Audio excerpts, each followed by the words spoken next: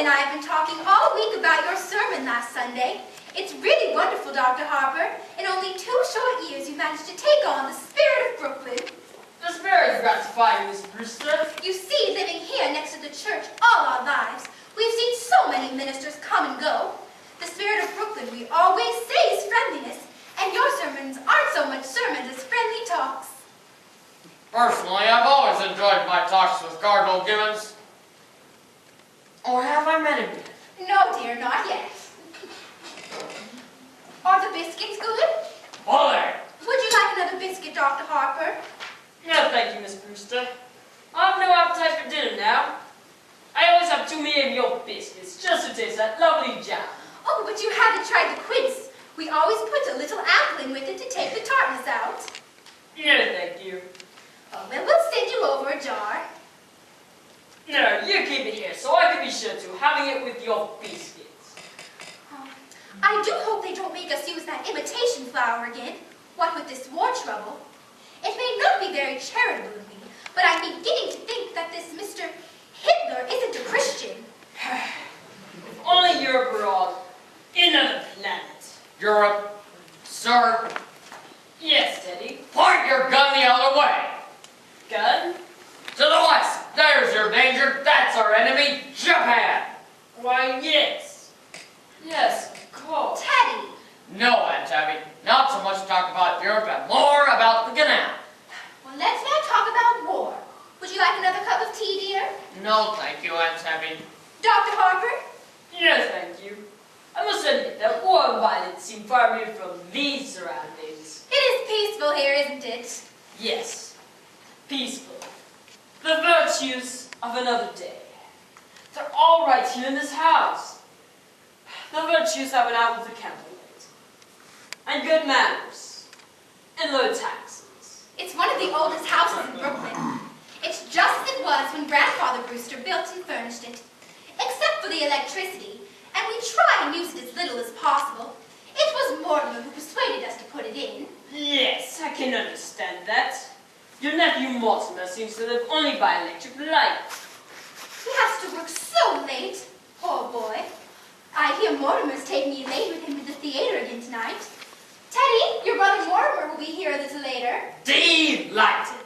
Well, it's a new experience for me to wait up until 3 o'clock in the morning for my daughter to be brought home. Oh, Dr. Harper, I do hope you don't disapprove of Mortimer. Well, We'd feel so guilty if you did, Sister Martha and I, since it was here in this house that your daughter met Mortimer. of course, and so I shall say immediately that I find Mortimer to be quite the worthy young gentleman. But I must also admit that I have noticed the growing relationship between him and my daughter with some trepidation. For one reason, Miss Abby.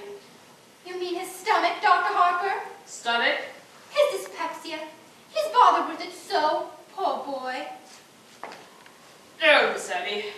I'll be frank with you. I'm speaking of your nephew's unfortunate connection with the theater. The theater? Oh, no, Dr. Harper. Mortimer writes for a New York newspaper. I know, Miss Abby, I know. But a dramatic critic is constantly exposed to the theater. And I don't doubt that some of them do develop an interest in it. Oh, well, not Mortimer. You need have no fear of that. Why, Mortimer hates the theater. Really? Oh, yes. He writes just the most awful things about the theater, but you really can't blame him. He was so happy writing about real estate, which he really knew something about, and then they just made him take this terrible night position. My. But, as he says, the theater can't last much longer, and in the meantime, it's living. Yes, I think if we give the theater another year or two, perhaps... Oh, well, who do you suppose that is? No, thank you, Teddy, I'll go. Oh, hello, Mr. Brophy and Mr. Clyde. Good afternoon, Miss Brewster. We came for Christmas toys. Oh, yes. This is splendid work you men do, fixing up discarded toys to give poor children a happier Christmas. You know Dr. Harper. Sure. Hello, Dr. Harper. What news have you brought me? Colonel, we have nothing to report. Splendid! Thank you, gentlemen. At ease. Well, this boy thing, it gives us something to do when we have to sit around the station. You get tired of playing cards, and you start cleaning your gun, and next thing you know, you shot yourself in the foot.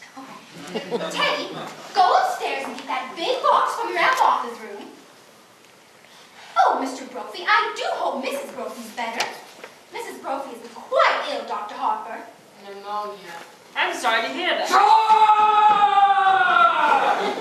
When I first received my call to birthday, my wife wasn't well either. She died soon after, and for months before. Well, if I know what pure kindness and absolute generosity are, it's because I've known Miss Brewster's sister. Colonel, you promised not to do that. I have to call a cabinet meeting to get the release of those supplies. He used to do that in the middle of the night. The neighbors raised Cain with us. They're a little afraid of him anyway. He's quite harmless.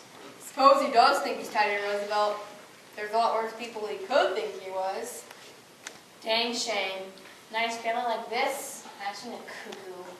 Well, his father, the old girl's brother, some kind of a genius, wasn't he?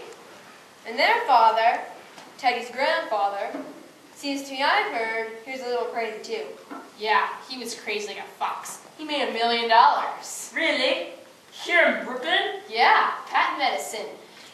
He was kind of a quack of some sort. Old Sergeant Evers remembers him. He used the house here as sort of a clinic, trying it out on people. Yeah, I hear he used to make mistakes occasionally too. The department never bothered him much, because he was pretty useful in autopsy sometimes, especially poison cases. Well, whatever he did, he left his daughters fixed for life. Thank God for that. Not that they ever spend any of it on themselves. Yes, I'm well acquainted with that charities.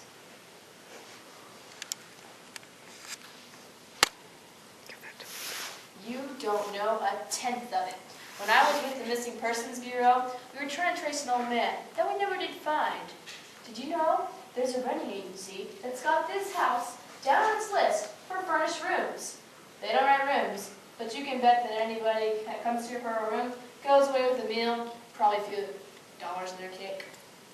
Just their way of digging up people to do some good too. Oh, well, isn't this nice? Good afternoon, Miss Brewster. Good afternoon, Mr. Brophy. Dr. Harper, Mr. Klein. How are you, Miss Brewster? We came to get the toys for the Christmas fund. Oh, yes, Teddy's Army and Navy. They were out. They're all packed. The colonel's upstairs after them. Seems the cabinet has to okay it. Oh, yes, of course. I hope Mrs. Brophy's better. She's doing fine, ma'am. Your sister's giving me some soup for me to take to her. Oh, we made that this morning. I just took some to a poor man who broke ever so many bones. Oh, Martha, you're back. How was Mr. Benitsky? Well, dear, it's pretty serious, I'm afraid. The doctor was there. He's going to amputate in the morning. Can we be present? Well, I asked him, but he said it was against the rules of the hospital. You can't be of any service. You must save something for yourselves. Oh, here's the broth, Mr. Brophy. Be sure it's good and hot. Yes, ma'am. This is fine. It'll make a lot of kids happy. That O'Malley boy's nuts about soldiers. That's General Miles. I've retired. What's this? The Oregon? Teddy, dear, put it back. No, the Oregon goes to Australia. Now, Teddy. No, I've given my word to Fighting Bob Evans. But Teddy. What's the difference what kid gets it? Bobby Evans, Izzy Cohen, run along now, ma'am, and thank you very much. Not at all. Goodbye. Well, I really must be heading home now. Before you go, Dr. Hart. Charge! Charge the blockhouse! The blockhouse? The stairs are always San Juan Hill. Have you ever tried to convince him that he wasn't Teddy Roosevelt? Oh, no. Why, he's so happy being Teddy Roosevelt. Once a long time ago, remember, Martha? We thought if we could persuade him to be George Washington, it might be a nice change for him. But he stayed under his bed for days and wouldn't be anybody. And we'd so much rather he be Teddy Roosevelt than nobody. Well, if he's happy. It was more pleasant. You're happy. We'll see to it that he signs those. What are they? Dr. Hopper has made all the arrangements for Teddy to go to Happydale Sanitarium after we pass on. But why should he sign anything now? be better to have it all settled. If the Lord should take you away suddenly, perhaps we can persuade Teddy to commit himself. And that would mean an unpleasant legal procedure. Mr. Witherspoon understands they're to be filed away until the time comes to use them. Mr. Witherspoon? Who's he? He's the superintendent of Happydale. Dr. Hopper has arranged for him to come over tomorrow or the next day to meet Teddy. Well, I really must be heading home now. Elaine might be over here looking for